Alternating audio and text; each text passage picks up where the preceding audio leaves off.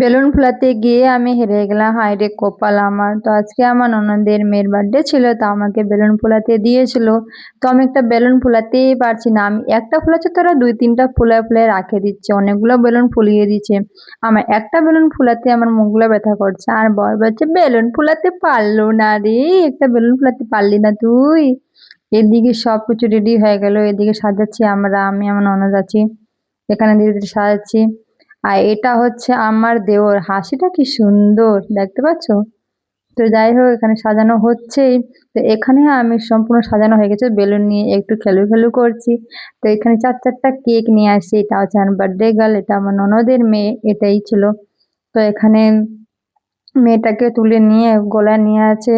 তো কেক এখন কাটা হবে, দেখতে পাচ্ছ এখানে যখন কেক কাটা হবে তখন বেলুনগুলো যখন ফুটতে লাগবে তখন আমাদের বার্থডে গেলে তো কান্না করতেছিল, তোমরা দেখেই বুঝতে পারবে। এখানে কান্না করতেছে, দেখো এখানে কেক লাগানো হচ্ছে, আমার মুখটা ভুতনি বানায় দিয়েছিল, তোমাদেরকে দেখানো হয়নি। দেখতেই পাচ্ছ এখানে আমার মুখগুলো হালকা আছে। এখানে বার্থডে গার্ল কান্না করছে ওলি বাবলে, দেখো কত কিউট কিউটি একদম পরি লাগছে। তো অনেক আমরা মাস্তি করেছিলাম।